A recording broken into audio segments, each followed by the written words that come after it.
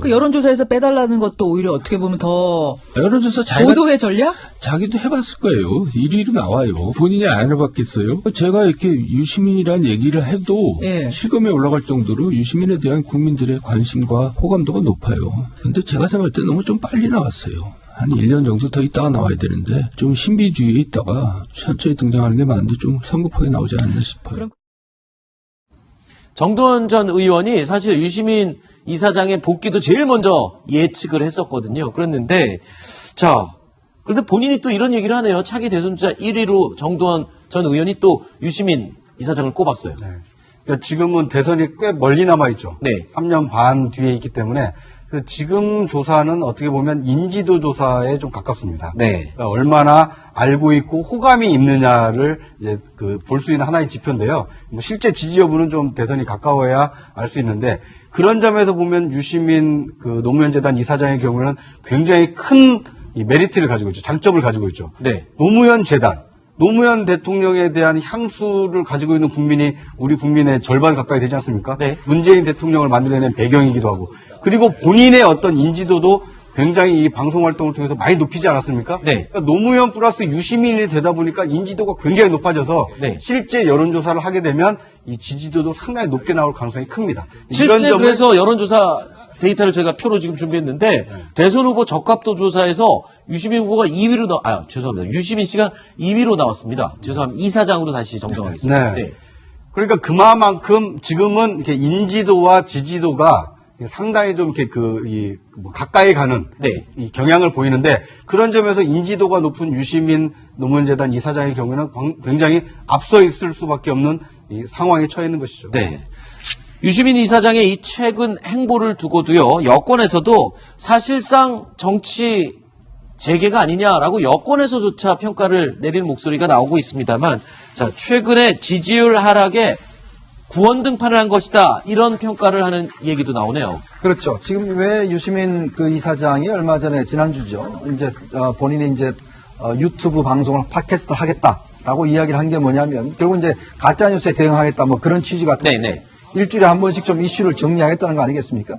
그건 뭐냐면 지금 어떤 문재인 대통령의 지지율 하락과 더불어서 또 최근에 어떤 유튜브나 이쪽 진영에 보면 보수층들이 상당히 많이 이제 인기를 얻고 있지 않습니까? 예를 들어서 뭐 홍준표 대표라든지 김문수 지사라든지. 네. 그러니까 뭔가 어떤 진보 진영의 어떤 대응 전선이 필요하다. 네. 그런 차원에서 나선 것 같고 이제 그렇다고 한다면 아마 이제 인터넷 공간에서 이제 유튜브 공간에서 아마 대전이 벌어질 것 같아요. 네. 연초 들어서는 아마 네. 만만찮은 이제 할 겁니다. 네. 근데 결국 이제 노무현 재단이라는 곳이 사실 한 40만 명이 되는 회원을 가지고 있어요. 네. 근데 거기에 다 회비를 내는 회원입니다. 네. 굉장히 충성도가 높은 것이거든요. 네. 그런 면에 비춰봤을 때는 조직과 인지도와 이런 면에서 봤을 때는 유시민 이사장이 상당히 유리한 점이 있다는 것이죠. 네.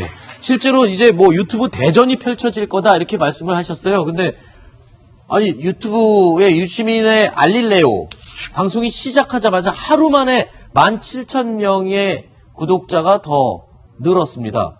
그리고 또 여론조사에서도 본인이 본인 이름을 빼달라고 그랬잖아요. 저는 아까 그 얘기를 할 때 그게 생각났어요. 정치인들 중에 이런 게 있어요. 코끼리를 생각하지 마. 그러면은 계속 코끼리가 생각나잖아요. 네. 여론조사에서 나를 빼주세요 라고 하면 앞으로 여론조사 얘기하면 계속 유시민 이사장이 떠오르지 않을까. 아니 그 프레임도 유효하고요. 네. 한 가지 재밌는 것은 절대 출마 안 하겠다는 얘기는 안 하지 않습니까? 네. 그러니까 하늘이 두 쪽 나도 나는 다음 대선에 출마하지 않는다. 네. 내가 출마하면 뭐 이렇게 성을 갈겠다. 이렇게 확언을 하면 사실 사람들이 이제 정치 안 하려나 보다 네. 믿을 수 있는데 늘 여지를 남겨놓거든요. 네. 여론조사에서만 빼달라. 여론조사에 관심이 없다. 네. 이런 점을 보면 여전히 조금 여지를 좀 남겨두는 이 측면이 좀 있지 않나. 알겠습니다. 정두원 전 의원, 유시민 이사장의 여권 내 대선 주자 1위로 언급을 한 반면 홍준표 전 자유한국당 대표에 대해서는요, 자, 혹평을 쏟아냈습니다. 들어보시죠. 그분이 만약에 이제 그렇게 해서 정치를 재개한다면 저는 여권만 좋은 일이 될 거다. 왜냐면 홍은 되게 확장성이 없는 정치인이고 후보예요. 이제 건전한 보수층이나 중도층이 절대 붙질 않죠. 그러니까 그런 후보가 있는 한 여권은 재집권이 너무나 쉬운 거죠. 그러니까 당에서도 홍준표에 대해서는 그냥 굉장히 뭐 계륵 같은 존재로 생각을 하잖아요. 자, 그런데요, 홍준표 퀴즈로 알려진 배현진 자유한국당 송파을 당협위원장이요, 대변인을 사임하고 이 홍준표 전 대표가 하고 있는 TV 홍카콜라 제작자로 변신을 했습니다. 홍 전 대표 배현진 대변인을 영입할 당시에 이 같은 말을 했었죠. 한번 보니까 얼굴만 아름다운 게 아니고 소신이 뚜렷하고 속이 꽉 찬 캐리어우먼이다. 네, 그런 인상을 받았습니다. 당과 나라를 위해서 큰 일을 할 수 있겠다. 지금 이거 대변인 자리까지 사임하고 홍카콜라 TV로 가서 한국당 내에서도 지금 당혹스러워하고 있다면서요. 저는 사실 좀 약간 이해할 수 없는 부분이 좀 있다고 봐요. 네. 특히 이제 정치에 들어오면서 영입 1위였잖아요. 그렇죠. 홍준표 대표 시절. 그런데 그 당시에 사실 송파을에서도 당선 가능성이 별로 없었거든요. 네. 근데 출마를 해서 일단 떨어졌고, 그 이후에도 홍준표 대표가 전 대표가 미국에서 귀국할 때도 공항에 가서 아주 뭐 언론을 드러내면서 했거든요. 네. 근데 이번에도 보면 그 자유한국당에서 비상대책위원회 대변인 맡았잖아요. 네. 그래서 좀 방향을 전환하나 이런 생각을 했었는데 네. 이제 그것까지 사표를 내버리면서 홍준표 대표의 방송을 위해서 제작자로 변신을 했단 말이에요. 네. 그래서 아마 제가 볼 때는 그런 것 같아요. 홍준표 전 대표하고 이념적인 성향이 너무나 흡사하든지, 네. 아니면 홍준표 전 대표가 정치적으로 나중에 굉장히 복귀를 해서 성공할 것이다. 네. 그런 신념이 있든지. 저는 제가 생각은 뭐 하나 있는데요. 뭐냐면, 방송인 출신 아닙니까? 근데 이게 유튜브 TV 방송이잖아요.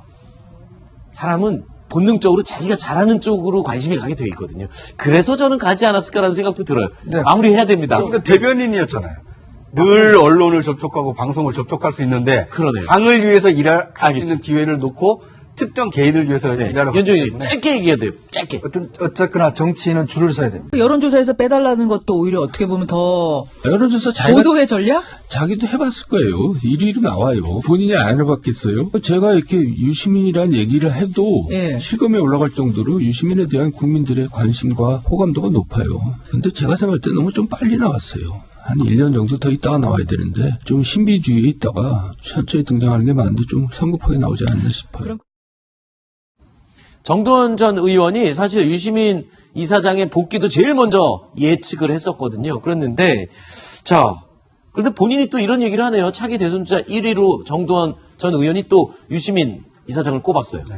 그러니까 지금은 대선이 꽤 멀리 남아있죠. 네. 3년 반 뒤에 있기 때문에 지금 조사는 어떻게 보면 인지도 조사에 좀 가깝습니다. 네. 그러니까 얼마나 알고 있고 호감이 있느냐를 이제 볼 수 있는 하나의 지표인데요. 뭐 실제 지지 여부는 좀 대선이 가까워야 알 수 있는데 그런 점에서 보면 유시민 노무현재단 이사장의 경우는 굉장히 큰 이 메리트를 가지고 있죠. 장점을 가지고 있죠. 네. 노무현 대통령에 대한 향수를 가지고 있는 국민이 우리 국민의 절반 가까이 되지 않습니까? 네. 문재인 대통령을 만들어낸 배경이기도 하고 그리고 본인의 어떤 인지도도 굉장히 이 방송 활동을 통해서 많이 높이지 않았습니까? 네. 그러니까 노무현 플러스 유시민이 되다 보니까 인지도가 굉장히 높아져서 네. 실제 여론조사를 하게 되면 이 지지도도 상당히 높게 나올 가능성이 큽니다. 실제 그래서 여론조사 데이터를 저희가 표로 지금 준비했는데 대선 후보 적합도 조사에서 유시민 후보가 2위로 죄송합니다. 유시민 씨가 2위로 나왔습니다. 죄송합니다. 이사장으로 다시 정정하겠습니다. 네.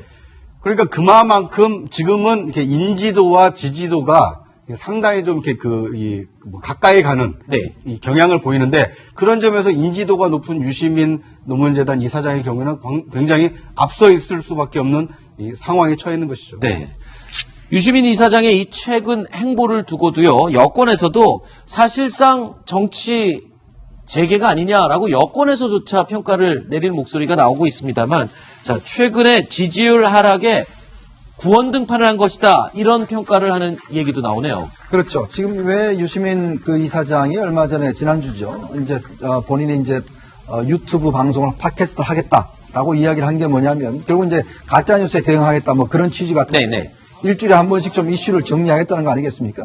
그건 뭐냐면 지금 어떤 문재인 대통령의 지지율 하락과 더불어서 또 최근에 어떤 유튜브나 이쪽 진영에 보면 보수층들이 상당히 많이 이제 인기를 얻고 있지 않습니까? 예를 들어서 뭐 홍준표 대표라든지 김문수 지사라든지. 네. 그러니까 뭔가 어떤 진보 진영의 어떤 대응 전선이 필요하다. 네. 그런 차원에서 나선 것 같고 이제 그렇다고 한다면 아마 이제 인터넷 공간에서 이제 유튜브 공간에서 아마 대전이 벌어질 것 같아요. 네. 연초 들어서면 아마 네. 만만찮은 이제 할 겁니다. 네. 근데 결국 이제 노무현 재단이라는 곳이 사실 한 40만 명이 되는 회원을 가지고 있어요. 네. 근데 거기에 다 회비를 내는 회원입니다. 네. 굉장히 충성도가 높은 것이거든요. 네. 그런 면에 비춰봤을 때는 조직과 인지도와 이런 면에서 봤을 때는 유시민 이사장이 상당히 유리한 점이 있다는 것이죠. 네. 실제로 이제 뭐 유튜브 대전이 펼쳐질 거다 이렇게 말씀을 하셨어요. 근데 아니 유튜브에 유시민의 알릴레오 방송이 시작하자마자 하루 만에 17,000명의 구독자가 더 늘었습니다. 그리고 또 여론조사에서도 본인 입을 빼달라고 그랬잖아요. 저는 아까 그 얘기를 할 때 그게 생각났어요. 정치인들 중에 이런 게 있어요. 코끼리를 생각하지 마. 그러면은 계속 코끼리가 생각나잖아요. 네.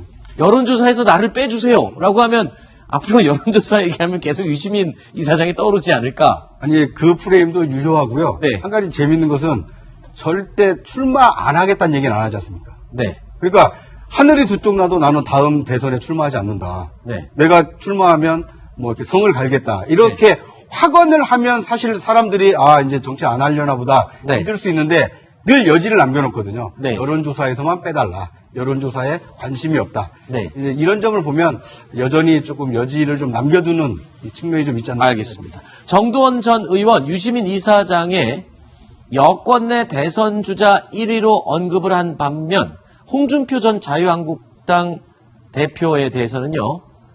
자, 혹평을 쏟아냈습니다. 들어보시죠.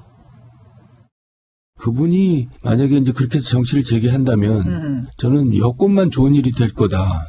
왜냐하면 홍은 되게 확장성이 없는 정치인이고 후보예요. 이제 건전한 보수층이나 중도층이 절대 붙질 않죠. 그러니까 그런 후보가 있는 한 여권은 재집권이 너무나 쉬운 거죠. 그러니까 당에서도 홍준표에 대해서는 그냥 굉장히 뭐 계륵 같은 존재로 생각을 하잖아요. 자, 그런데요. 홍준표 퀴즈로 알려진 배현진 자유한국당 송파을 당협위원장이요. 대변인을 사임하고 이 홍준표 전 대표가 하고 있는 TV 홍카콜라 제작자로 변신을 했습니다. 홍 전 대표 배현진 대변인을 영입할 당시에 이 같은 말을 했었죠. 한번 보니까 얼굴만 아름다운 게 아니고 소신이 뚜렷하고 속이 꽉 찬 대려우무이다. 네, 그런 인상을 받았습니다. 당과 나라를 위해서 큰 일을 할 수 있겠다. 지금 이거 대변인 자리까지 사임하고 홍카콜라 TV로 가서 한국당 내에서도 지금 당혹스러워하고 있다면서요. 저는 사실 좀 약간 이해할 수 없는 부분이 좀 있다고 봐요. 네. 특히 이제 정치에 들어오면서 영입 1위였잖아요. 그렇죠. 홍준표 대표 시절. 그런데 그 당시에 사실 송파을에서도 당선 가능성이 별로 없었거든요. 네. 근데 출마를 해서 일단 떨어졌고 그 이후에도 홍준표 대표가 전 대표가 미국에서 귀국할 때도 공항에 가서 아주 뭐 언론에 드러내면서 했거든요. 네. 근데 이번에도 보면 그 자유한국당에서 비상대책위원회 대변인 맡았잖아요. 네. 그래서 좀 방향을 전환하나 이런 생각을 했었는데 네. 다 이제 그것까지 사표를 내버리면서 홍준표 대표의 방송을 위해서 제작자로 변신을 했단 말이에요. 네. 그래서 아마 제가 볼 때는 그런 것 같아요. 홍준표 전 대표하고 이념적인 성향이 너무나 흡사하든지 네. 아니면 홍준표 전 대표가 정치적으로 나중에 굉장히 복귀를 해서 성공할 것이다. 네. 그런 신념이 있든지. 저는 생각이 제가 생각은 뭐 하나 있는데요. 뭐냐면 방송인 출신 아닙니까? 근데 이게 유튜브 TV 방송이잖아요. 사람은 본능적으로 자기가 잘하는 쪽으로 관심이 가게 돼 있거든요. 그래서 저는 가지 않았을까라는 생각도 들어요. 네. 마무리해야 됩니다. 그러니까 대변인이었잖아요. 늘 언론을 접촉하고 방송을 접촉할 수 있는데 그러네요. 당을 위해서 일할 수 알겠습니다. 있는 기회를 놓고 특정 개인을 위해서 네. 일하러 연정님 짧게 얘기해야 돼요. 짧게. 어쨌거나 정치인은 줄을 서야 됩니다. 알겠습니다. 다음 순위로 이어가겠습니다. 만나보시죠.